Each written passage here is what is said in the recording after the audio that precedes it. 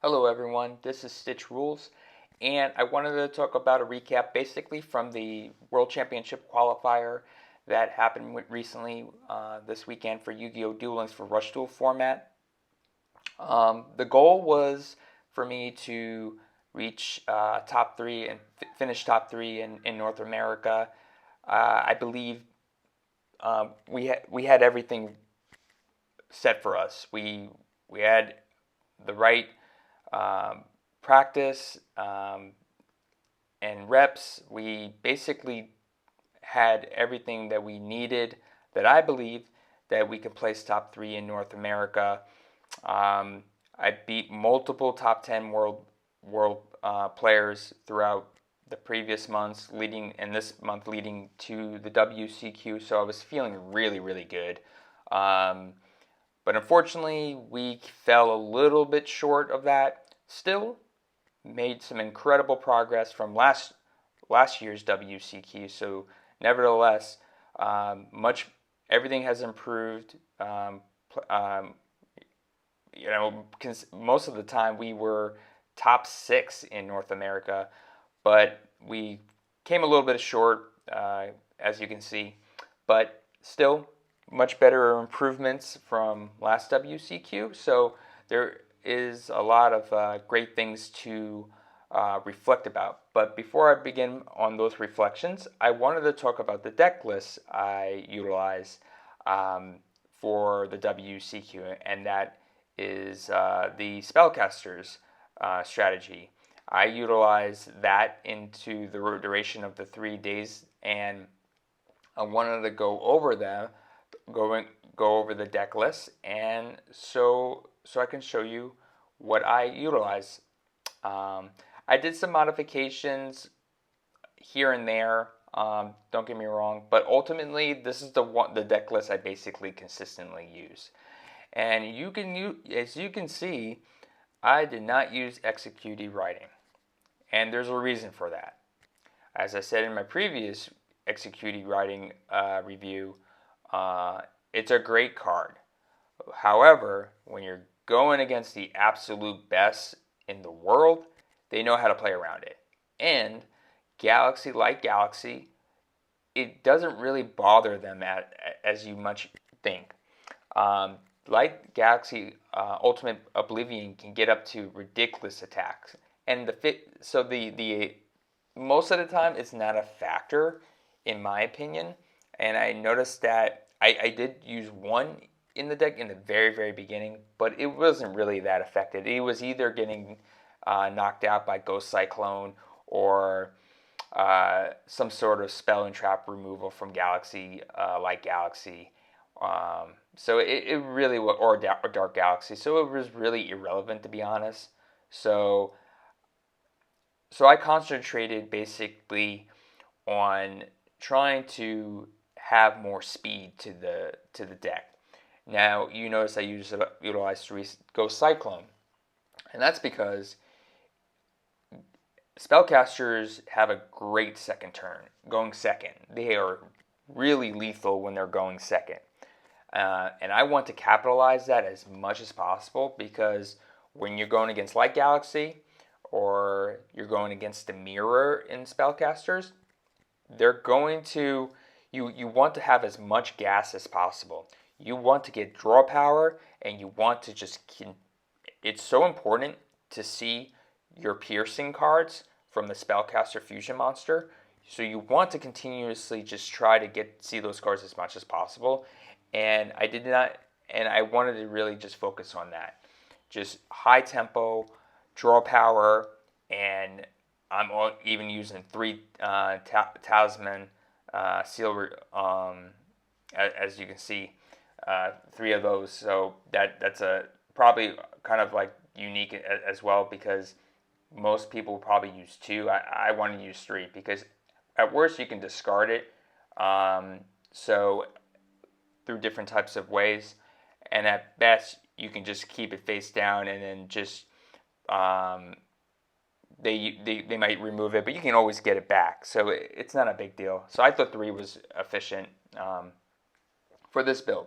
Most of the time I wouldn't use 3, but as because of the horrendous matchup against Light Galaxy, you want to cause damage every single turn, besides turn 0, basically. You want to when you're going first. Outside of that, you want to cause damage every turn as much as possible, because you want to end the game as quickly as possible against Light Galaxy. Light Galaxy is the toughest matchup against with Spellcasters, and you want to just make sure you're continuously going there. So going back to the deck list, I run the three the three copies of each Spellcaster. As you can see, that's very normal. And if you want to run this deck efficiently, you need to run the 3 Earth Witch as much as possible. But another unique thing about this deck list, you notice that I'm using the Legend Monster card, Archfiend Soldier. This is a significant card, and I noticed that a lot of deck lists didn't utilize it, but I feel that because Spellcasters' attack is typically weak, and you want to cause as much damage, it's great against the Mirror, it's great against Light Galaxy, it's great against Dark Galaxy because of the 1900 attack stat. It is just a great body. You can put good defense stats. 1900 attack, the highest attack basically as of right now in terms of like statistics as a regular normal monster. It's the most efficient card. So I believe that this is a great addition to the deck list. And yeah, so that was that. I also utilize the 2 normal monsters for Aqua and Green elements, so you can boost your attack stats for the 7s rolled, or the fusions, Dark Paladin fusion card. So it's a great, it's great synergy, great stats, good defense, good attack, and you really can't go wrong with that unless you want to do the cat engine, which I'm not a big fan of that. So I tried it. It doesn't work for me, but it may work for somebody else, which is fine. But it doesn't really work for me. I want to basically get as much aggression as possible, and especially if you're going against Mirror and Light Galaxy, I think that it's consistently better, in my opinion, by doing this. So those are the basically, in terms of monsters. I do run 2 additional Earth Spellcasters just to get a body to fuse into the fusion monster to cause a piercing. So that's basically it for that. For the normal monsters, Pot of Greed, it's just a great spell card for consistency. Draw 2. So you're going +1 no matter what. No downside as of anything. So it's very hard to argue against not utilizing that card because it's always good. It's good against you're good against turn 1. It's good against mid game. It's good against late game. It helps you see more cards more consistently. There's no downside. It's a great card. I'm sure when the final results come out with the deck list, you'll see like basically 90% of deck lists utilizing Pot of Greed. So it's a really good card as of right now in our card pool for Legend spell cards. So so I utilize that. 7 Shift.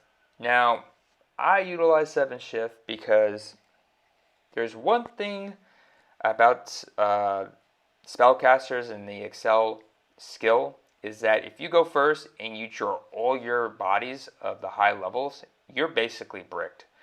And if you don't have anything to work with against Light Galaxy or the Mirror or Dark Galaxy, you're so far behind. It's almost impossible. It's almost literally near to impossible to come back. No matter how good you play your cards and find the right perfect lethal line, it's almost near impossible. And I'm talking about at the very highest level. So that's my perspective on this.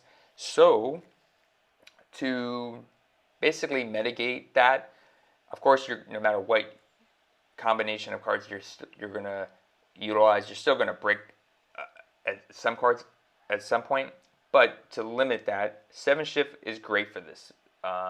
One copy of 7 Shift is great because if you draw all your bodies, you at least can put a body on the field, so you can defend on reducing damage. Or you can use it to put 2 level 7s on the field, or level 6s on the field. And with the synergy with the aqua and the green elements, you're basically having 2 big bodies that can just like push through for game.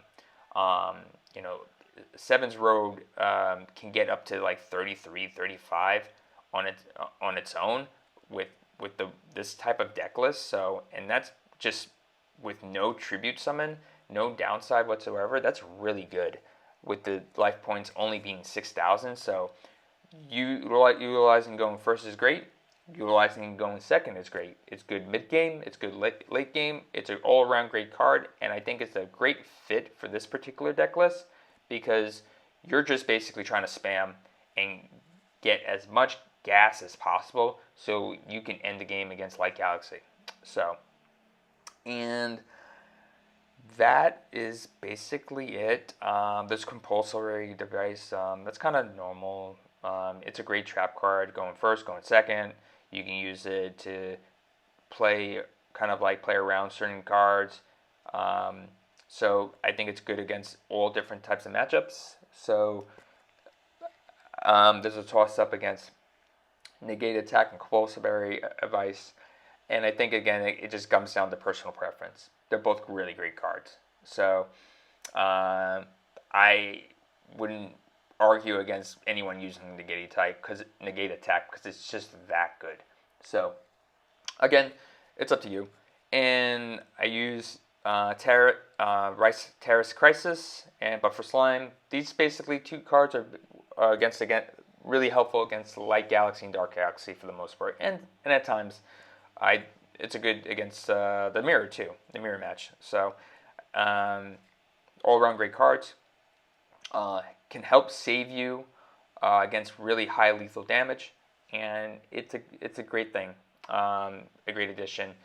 I think 3 trap cards is ideal for this deck list because if you're going second, right, and this is from the perspective of playing at the highest level, you're so far behind right off the bat. If you draw multiple trap cards, you're just so far behind. And you have to establish board presence, damage, and you're trying to break their board. If you have multiple trap cards, it's just so hard to come back. You really have to break the board, and this is why the deck list is assembled like the way it is. So.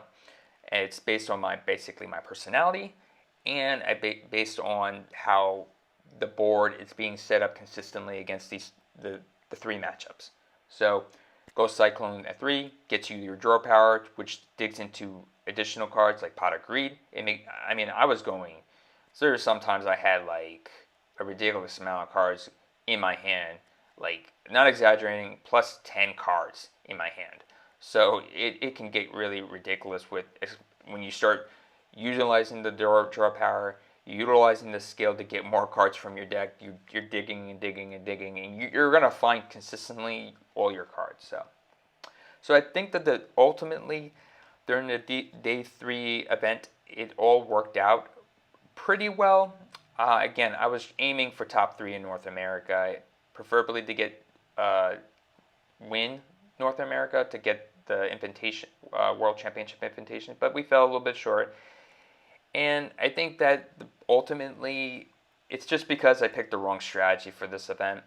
Light Galaxies is just that good, and they just at the highest level, they can just beat you no matter what. Like, you can do the right combination of cards, you can play the strongest boards, and they can still find a way. They can still find a way to beat you. and sometimes there's just no way you can do anything about that. And of course, that's just how Rush Duel format is set up. Really, um, it's it's very aggressive, and you have to live with those losses. But at the same time, you can do better by reflecting on these types of things. And I really believe that if I utilize the Light Galaxy strategy, I think that getting top 3 was very, very obtainable, very much attainable, because we played hundreds of matches throughout the 3-day event. So the workload, the skill, everything was really, really dialed in. It's just that we picked the wrong strategy at the end of the day. And when you're playing at this level, it's a game of inches. And I believe that ultimately that was the difference maker with this entire 3-day event. Again, we obviously it's disappointing not to really get that World Championship invitation, especially with the time and effort we really put into trying to get this type of opportunity. But at the same time, like I said, there's a lot of positives that came out and were accomplished after this event. I placed the highest I ever had compared to last World Championship Qualifier, with reaching the rank of 21 in North America, and top 250 in world. So everything has improved from last year. So that is a great milestone and accomplishment. And on top of that, I had 681 wins within a 1-month season for Yu-Gi-Oh! Duel Links, which is great. And it's a testament, I believe, to going against the different types of players in my performance. So everything has improved, and I'm really happy about that overall. I really think that ultimately I have to pay more close attention to picking the right deck for the right event. And I think this is going to be a lesson learned from that, because we had everything. We were really, really prepared for this. It's just that we just picked the wrong strategy at the end of the day, and the performance of our strategy was just not producing to the expectations that were needed to place in the top 3 of North America. I think that I pushed it as far as I could possibly can with this type of deck theme in terms of aggression and versatility, and trying to cause as much consistently damage to your opponent per turn. And I think that overall the deck performed well, but just at the end of the day, it just wasn't enough. So just something I want to express. And yes, I also want to, while I'm expressing this, now that this event is over, I want to just thank, I thanked quite a few people, and they know who they are. So because when you're competing at this level, you need a supporting cast. You need people who can encourage you, give you some sort of pointers with helping your mindset and also your performance. It's so taxing, and it's a lot of work to just really prepare for these events. But ultimately, I think that we did the best we could do with the deck, the strategy that we utilize. I think that at the end of the day, we did really the best pretty much we could possibly do with this strategy. So I hope that this deck list can give you some insight and ideas to maybe utilizing for your deck theme. I really appreciate you guys' time. I hope you guys were able to accomplish your goals for this WCQ and whatever goals you wanted to accomplish for the rest of this year. I look forward to the remaining tournaments now that the WCQ is over, and also continuously improving and just evolving as a player. Again, a lot of great things were accomplished. Everything compared to last year's results from tournaments and stuff like that, everything has significantly improved. So we have to also keep a balance between not meeting our expectations, but also what all the accumulation of everything we have accomplished. And overall, it's been a great year, absolutely great year, and I look forward to competing and growing and just doing the best I can in every tournament. I truly enjoy this game. I just have a knack for video games, I guess, with specific video games. So, but anyways, this video is getting a little bit long, but I just enjoy the game very much. But again, best of wishes to everyone, and thank you for your time and taking the time to watch this duration of this video. I hope you guys learned something and can take something out of it. Alright guys, take care and bye-bye.